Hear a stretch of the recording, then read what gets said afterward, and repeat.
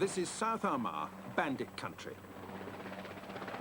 For the army here on Ulster's borders, there's an ever-present danger of IRA ambush. Helicopters are the only safe way of keeping bases supplied. Today, with no sign of an end to the violence, Panorama looks at the changing mood in two contrasting communities: the Protestant minority of South Armagh and the Catholics of the Bogside in Londonderry. Both have been trying to come to terms with this Northern Ireland's troubled peace.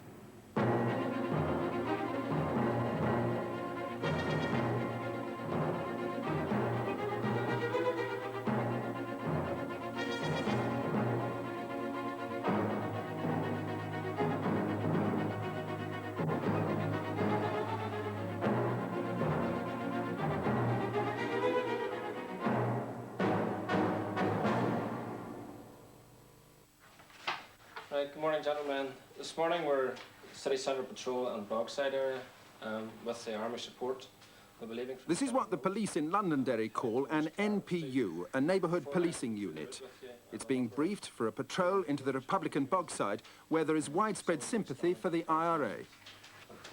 Along with the personal security, when we're in the Bogside, we are a service to the community while we're in there. Any chance you get to talk to anybody, talk to them. We're always aware that they're afraid to talk to us in view of the terrorist threats set upon them. The long-term objective of the NPU is to restore normal policing, but until then they need a military escort.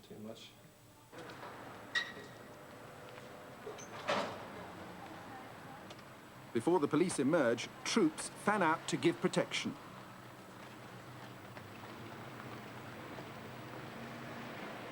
This is an everyday scene in Derry. It's now routine and doesn't excite the slightest interest.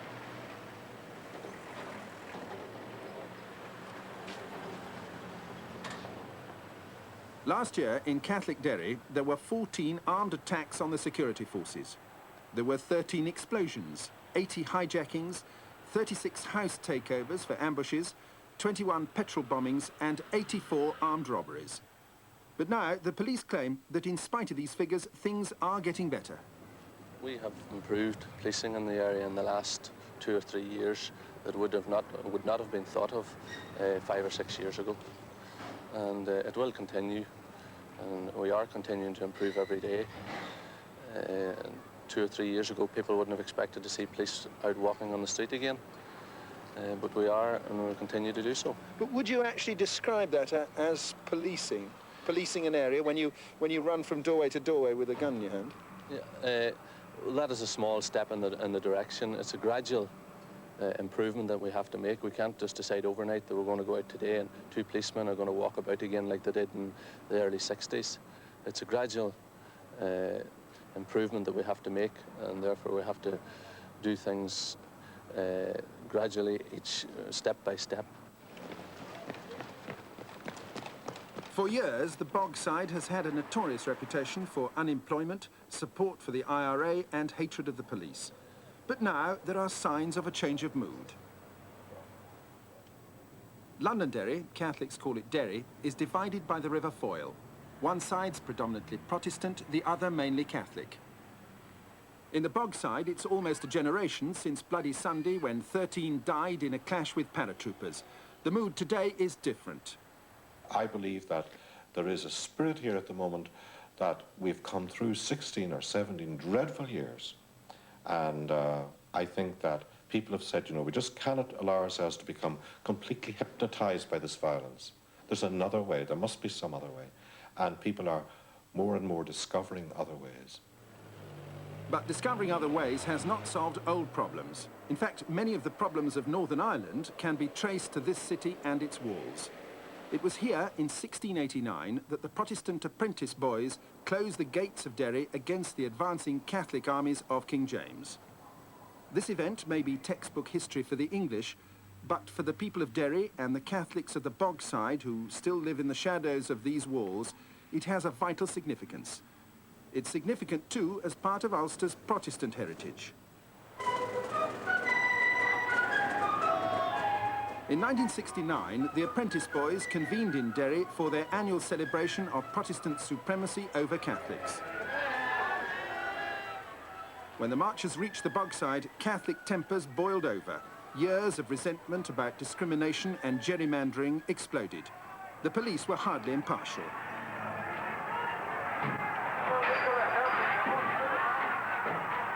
Fighting rapidly got out of hand and spread to other parts of Ulster. The British government decided to send in troops. Today, 18 years later, troops are still in Northern Ireland. In effect, they're here because of the passions surrounding one event which took place in this city nearly 300 years ago.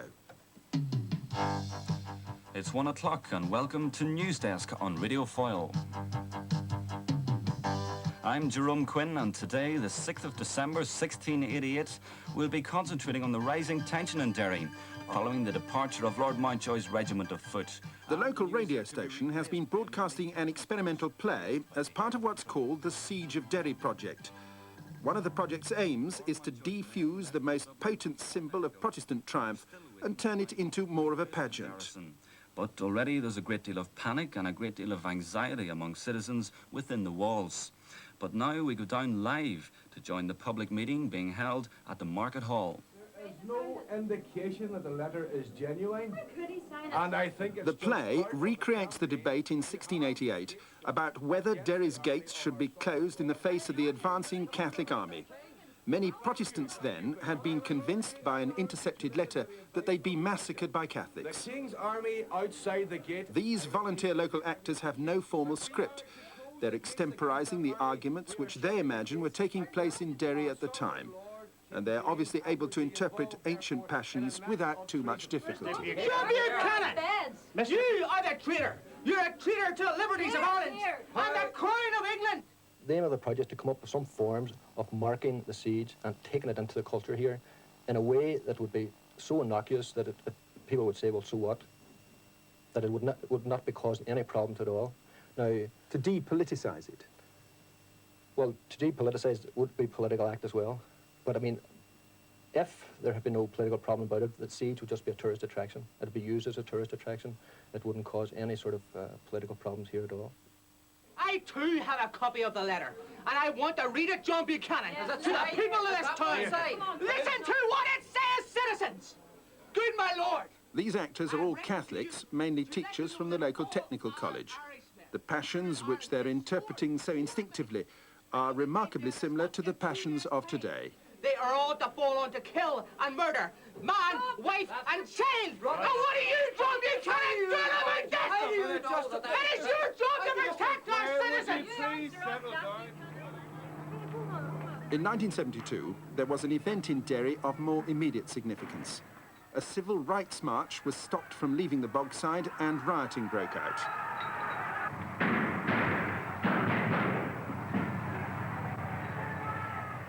Paratroopers were sent into the Bogside to try to arrest the ringleaders.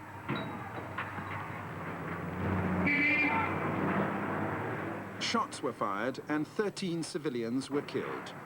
It's difficult to overestimate the effect which Bloody Sunday has had on the Catholics of the Bogside. Father Daly, a local priest, waved a blood-stained flag of truce as the wounded were evacuated. Today, Edward Daly is Bishop of Derry. Well, I think if you had come through what we have come through over the last 18 years of doom and gloom and death and destruction, very little to look forward to. With most of the reports from our city going out around the world of atrocities of one kind or another.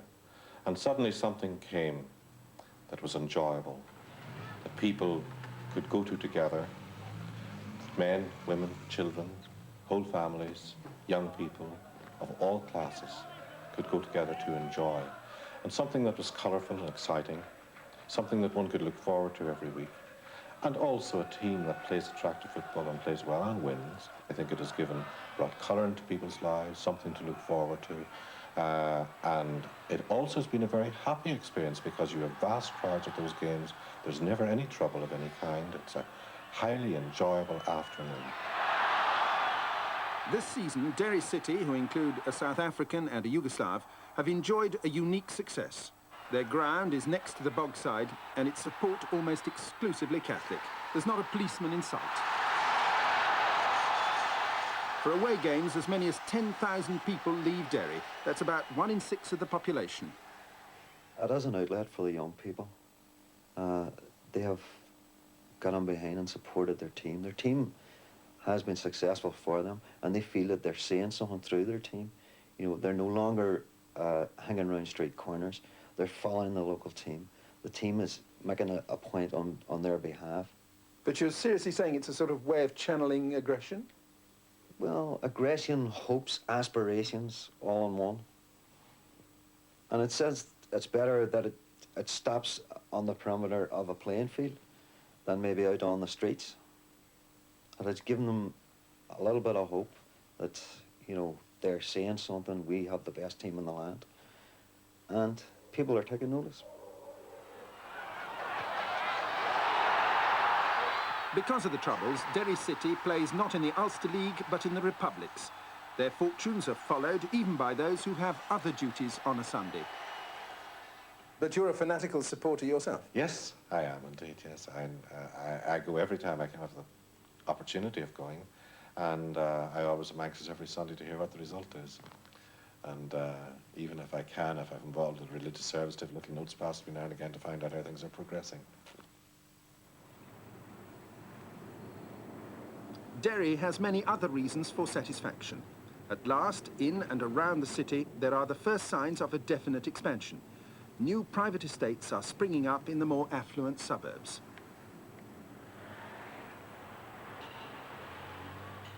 In the city centre, there are new businesses, a tourist office and a shopping centre any British city would be proud of. There's been a refurbishing scheme in the Bogside as well. The older flats and houses are all being restored. There's evidence on all sides that many different grants from Whitehall and the EEC have brought fundamental changes. Well, I think that the most significant change is in the whole environment and in housing in particular. When we started off in the civil rights movement in 1968, this was one of the worst housed areas of these islands. Now it's one of the best housed areas of these islands. There's been complete transformation in the housing. We had an appalling housing situation. We had a long way to come, but in fact, we've had whole new housing areas built to deal with the overcrowding that existed in the Bogside of that time. But we've also had redevelopment of every major district and neighbourhood in the city, and we have a brand new city now. And that, of course, obviously has had its own effect on the morale of the people. But as ever, Derry's problem is still jobs. 3 years ago, at this engineering factory, 450 men were made redundant without warning. After a sit-in, a co-op was formed and 120 jobs saved. The new firm has invested in new equipment like this, but the future is not promising. They have a small contract supplying parts for shorts in Belfast, but admit that they'll need more orders if they're to survive. On either side are firms which have not. There is more money in Derry, but it has not brought jobs to where they're most needed. In the Bogside, there are some streets where unemployment is said to be 85%. Paul Kelly is one of Derry's unemployed. In a new community centre in the Bogside, on the very site of Bloody Sunday, he keeps himself regularly occupied. This is a very depressed area as far as employment is concerned. Most of the lads here will either remain on the dole, or else they will either go across to England and look for employment, which I have done myself. Been around it. The younger kids come up, they have no employment, they leave home, but they're always drawn back for some unknown reason. You know, they always wish to return home. I think there's always the hope of the people here that employment will come back to the north again, you know. Paul Kelly, like so many others from this community, has tried to leave, but found that its ties and loyalties brought him back. Now he's again trying to get a job. Right. Peter McGowan was on to me at the meeting in Pilot Show. He's hoping to win support from a local councillor in the Bogside for a government-aided scheme which is long overdue here, cleaning graffiti from the surroundings. It's part of a new spirit of self-help, something which would have been unthinkable in the past. I think it's motivation of the people, which is something I couldn't describe at the start. It's just the people are now getting involved They know what they need for their district, so they are involved themselves now. But they didn't before? I don't think there was any outlet for other people before. They weren't as organised, say, 15, 20, 30 years ago as what they are now.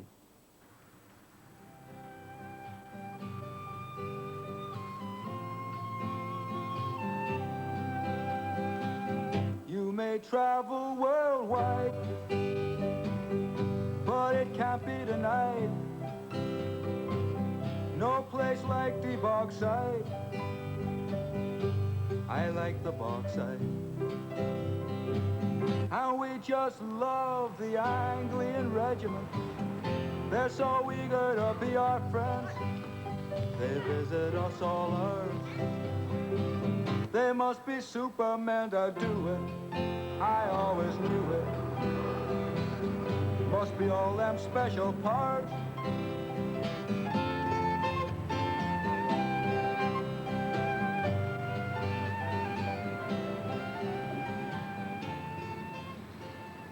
For all its close ties, its improvements and its extra cash, the Bogside is still a haven of support for the IRA.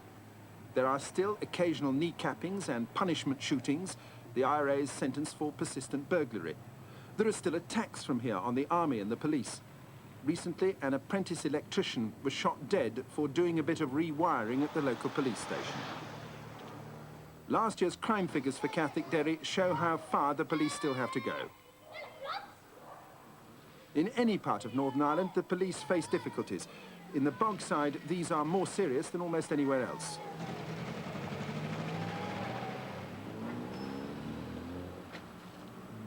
But the police insist that in spite of the attacks and abuse, they are making a genuine attempt to improve their image. They claim that with public support, relations could be even better. The police need support. It's got to be identified in that respect. But we hope that the public will respond to ensure a better service to the community. But how can people get to know their local bobby when the local bobby goes in fully armed and protected by an enormous number of soldiers who equally are fully armed? But that doesn't prevent the local people talking to the local bobby, even though he is armed. That should not present a great difficulty. The bobby in the beat can stop. He also can be invited into the house, and we have been invited on quite a number of occasions to go into houses and talk freely with the local inhabitants. Is there any evidence that there is more confidence in the police, the RUC, in those communities than before? Yes, there's indeed, because the police don't receive the same attacks as they have in the past. Previously they've been stoned and bottled. Now those sort of incidents are diminishing.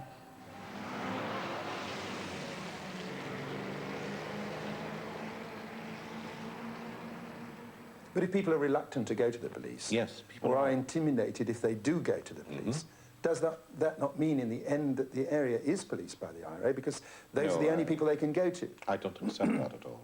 People do go to the police, as I said, if there are matters for insurance requirements and so forth, they do go.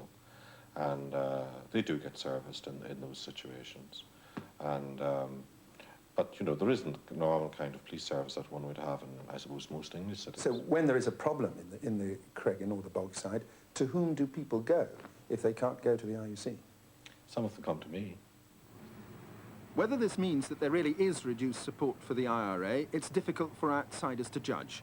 Predictions here have a habit of going wrong.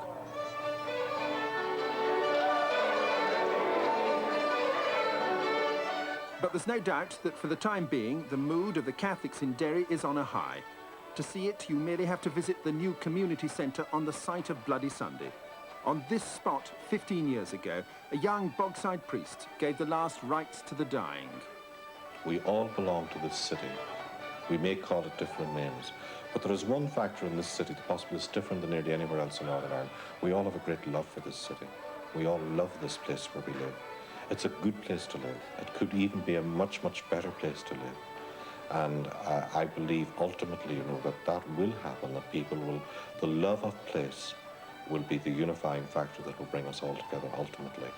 And to realise we either have to live here together or die here together. And I would hope that most people would opt to live here together because it is a good place to live. In Catholic Derry, this sense of optimism is new and significant. Behind the scenes, of course, there are Republican voices who warn that in spite of everything, the war with Britain goes on. But these voices are in a minority. Derry's revival is now being shared by the whole city. Optimistic Derry is in the remote northwest and is predominantly Catholic. We've compared its new spirit and local pride with the mood of Protestants in another part of Ulster's border country, the farming communities of South Armagh.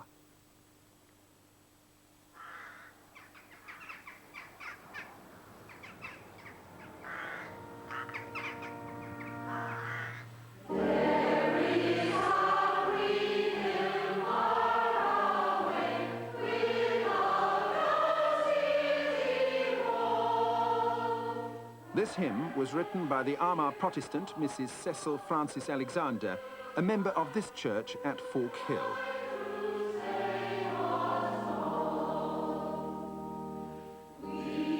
It's sung by a mainly Catholic choir who rehearse here under a Protestant conductor. They're proud to demonstrate that, contrary to the popular view, it is possible for Catholics and Protestants to live in peace together in bandit country.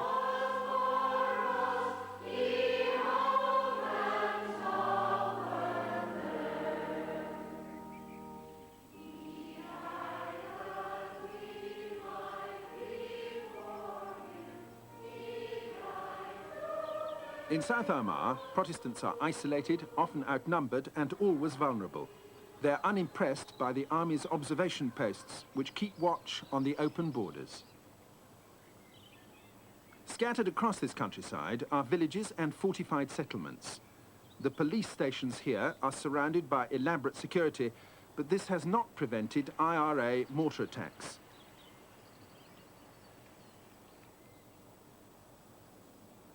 In this deceptively beautiful setting, Protestants live in a close-knit society. They're deeply suspicious of all outsiders and, as always, look for leadership to their church. I think the Northern Irish men and women are resilient people. This is their land. They have lived here, certainly in this community, since the late 1600s. And they have cleared the land and worked the land. And they have come through some hard and difficult times with landlords. And down the years with famine and with disease and with rioting and troubles. And these are the sons and daughters of these people. And they're not going to give their land up easily or to give their heritage up easily. One local farmer, James Nicholson, is the unionist spokesman on agriculture. He claims the Protestants have been sacrificed for the Anglo-Irish agreement, the deal which gives the South a say in the running of the North. He says it's had a profound effect on the mood of his neighbours. The mood of the farmers is one of anger, resentment and betrayal of a United Kingdom government that they believed would always support to a large extent their position, and they feel that their birthright has been sold out from under them. They residing in rural communities where they have no security, despite all the claims of Tom King and everyone else. Security is non-existent. It is worse now than it has been at any time since before and during the time of the Anglo-Irish agreement. It is deteriorating. You can travel miles and miles and miles along the border, and you can never see a member of the security forces. Because of the danger of IRA culvert bombs, the security forces prefer another means of transport.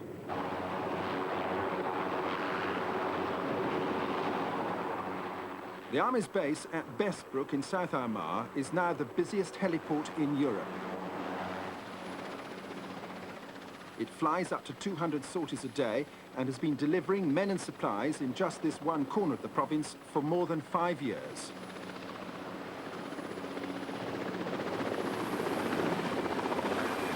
It's now just routine that the most menial items on the military's shopping list, like sliced bread, are dispatched by the most expensive route possible.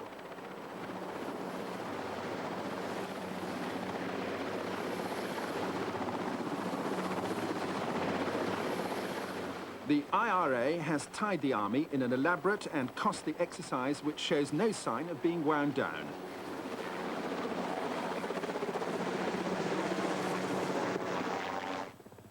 It's the only way the more remote bases can be supplied.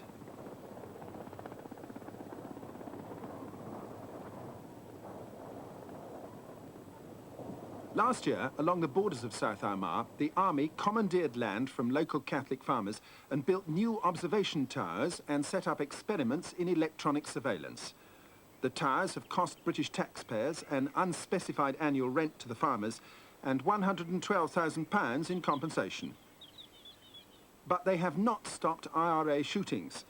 This year, the elderly mother of a UDR man died after an attack on her son's home near the Red Rock Presbyterian Church. When I look down on the church on Sundays, I sometimes wonder how many people will be here next week.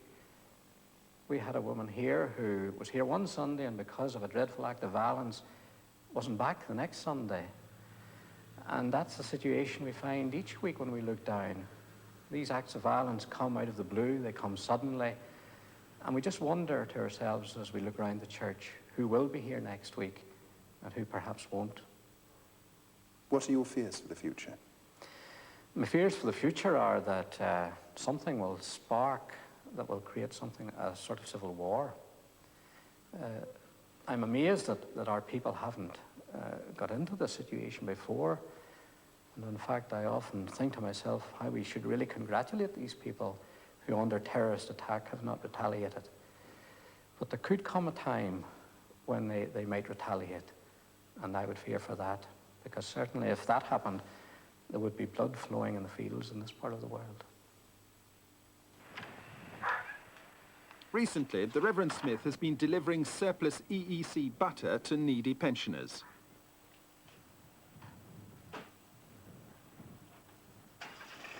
As might happen anywhere on the mainland, he's been touring the parish and keeping in touch. But this Protestant community is unlike anywhere else in the United Kingdom.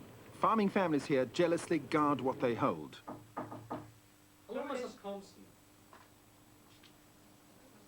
Hello, how are you, Mrs. Compson? It's difficult for outsiders to appreciate how all sections of this community have reacted to outside pressure. They've been drawn together and closed ranks. Selling a farm to a Catholic would be almost unthinkable. Well, the people here are a good-natured people. I'm sure that they wouldn't annoy the person terribly much. But in many parts of this area, it may be a brave Catholic who would buy a farm and come in to live. What would be the effect? What do you mean, brave? Well, our people might shun him. They wouldn't touch him, but they might shun him. And they mightn't be just as neighbourly to him as he would wish. The army in Northern Ireland has a policy of keeping a low profile. They're supposed to take a secondary role to the police and concentrate on covert operations. Patrolling as here past an Orange Hall is not a common sight. The increasing isolation of Protestants coincides with an upsurge of loyalist fervour. Membership's gone up, bands are booming. Rifles up. By the roads. Quick. March.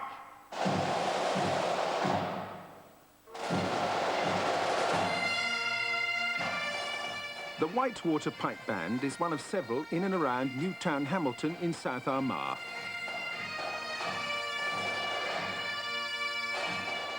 It was formed in the 20s and today even includes a mother and her daughter.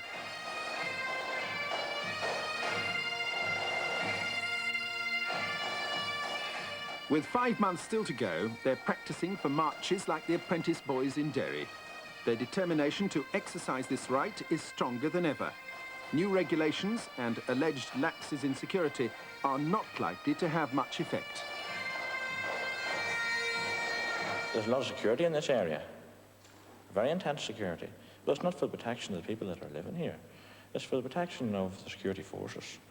Like that barracks over there, they're protecting it night and day.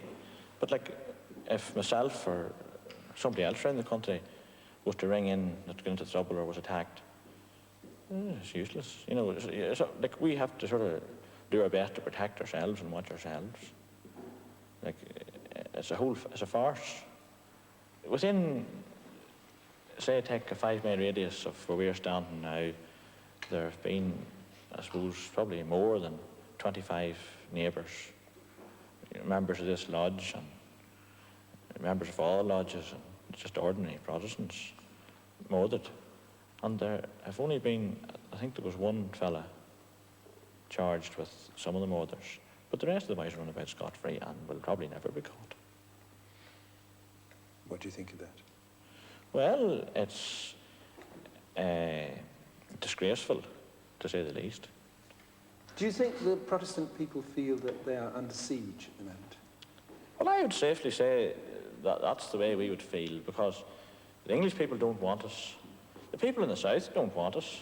They don't want, it would be too expensive to keep. I would say not even the main reason.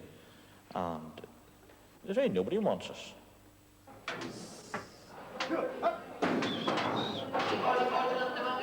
But there's one activity where Protestant farmers are wanted and needed and do cooperate with Catholics. This auction in Newtown Hamilton is run by a cooperative which has both communities represented on its board. Its headquarters has been bombed 9 times, but it's still in business. It's one of the contradictions of South Armagh that nervousness in one community does not affect business. The price of good farming land here is as high as in Berkshire. Cattle make good money too. In the last few months, there's been a racket in smuggled cattle. It's part of a multi-million-pound cross-border business. That is the business that certainly appears to never end. Be it whiskey, butter, beef, videos, fridges, cookers. If there's a pound in it, they'll smuggle it. We have heard figures of approximately 80,000 head of cattle in the last few months and £200 million in this EEC subsidy. Would you agree with that kind of thing? That could be a conservative estimate, yes. Conservative estimate? Yes. The Irish customs on the other side of the border do what they can to control this traffic. But with few resources, it's a difficult task. The smuggling syndicates they face are rich and well organised. The smugglers scout with mobile CB radios. Like the IRA, the smugglers can always escape by taking advantage of the incomprehensibly drawn border. Well, we're standing here now. We're in Dungooley Cross, which is in County Louth, in the Republic of Ireland. And as you see down the road here, this is an unapproved road, and that's Forkhill, and that's in Northern Ireland. And it's just a straight road down. As you can see Forkhill there in the background, and there's no problem just driving up and down. And there are hundreds of roads like this along the whole of the border? Yeah, in this area alone there's over 20 of them, and there's over 300 of them along the whole border with the Republic of Northern Ireland. And could you possibly control all of them? No, it's virtually impossible. We do our best with the resources we have. We do spot checks and all. In this area we do spot checks on them all in the course of a day's work, but it's virtually impossible to be in the one place all the time. The unpoliceable nature of the border and the value of the Irish punt has brought a bonanza to the inhabitants of South Armagh, the entrepreneurs of both persuasions. It's not just the lower cost of petrol which attracts thousands of Irish motorists. There are consumer goods here too, of all kinds. This business has been opened by a Protestant from a local farming family. Here on the border, apparently, things couldn't be better. No breaks before, it's a good way to start, depending on what you want. I have been born and bred here. This is my home. My family have been here for 300 years. So it's part of me, and I am part of it. It's a perfectly normal existence that I see as a normal existence. I wouldn't like to live anywhere else. I wouldn't want to live anywhere else. I can quite honestly say, as far as I'm concerned, and I think my very good neighbours would say the same, that we don't think of each other in religious terms. Is it just that your family does not take a prominent part in politics, that you have no one in the UDR or the RUC? And That is possibly part of it. We do not get involved with politics. We never have been a political family. In the most southerly part of Armagh, around the notorious and fortified garrison of Crossmaglen, Protestants are more outnumbered than anywhere else in the province. They are not in the police or the UDR, and one told us that the best way to survive in this environment was by never seeing anything. Crossmaglen is probably unique among market towns in the United Kingdom. It has a statue to the IRA. The army have said that the work depicts someone doing something rather strange with a chicken.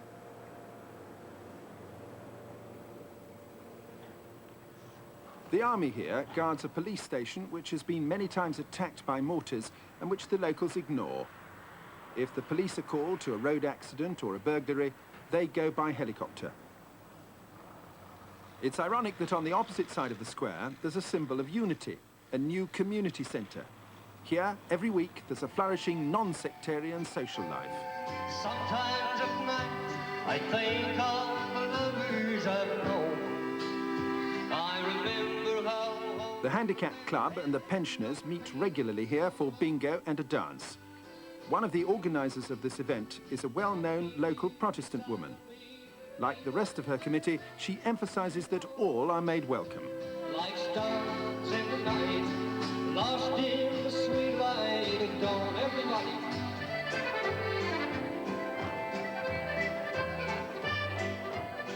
In those parts of Ulster where Protestants are in a distinct minority, their fears seem to be less pronounced, even when the environment outside their homes has been particularly violent.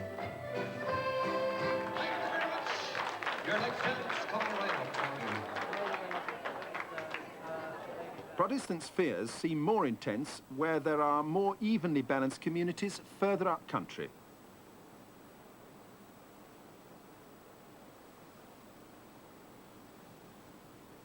Three years ago, the Mountain Lodge Pentecostal Church at Darkley in South Armagh was attacked by unknown gunmen. They drove up in a stolen car and opened fire at the congregation during an evening service of hymn singing.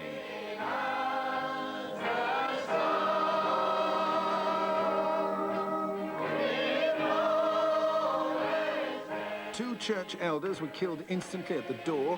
A third staggered through the congregation in full view before collapsing dead in the vestry. Several women and children were injured. No one has been charged for these murders, but it's generally assumed they were the work of a splinter group of the outlawed INLA, itself now being torn apart by a blood feud.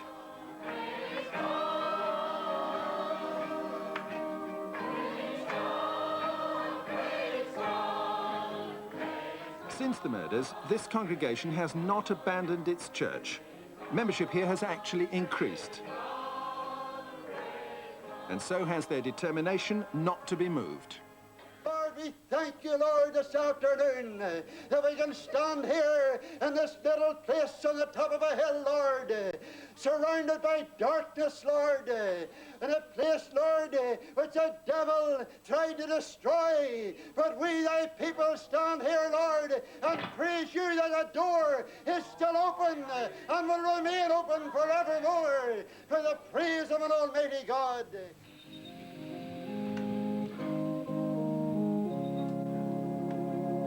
We're together again. In South Armagh, Protestants are coming together as never before. They're united in a desire to preserve their way of life. They're determined to face an apparently endless series of attacks with increased fortitude, especially in those communities which have suffered most of all.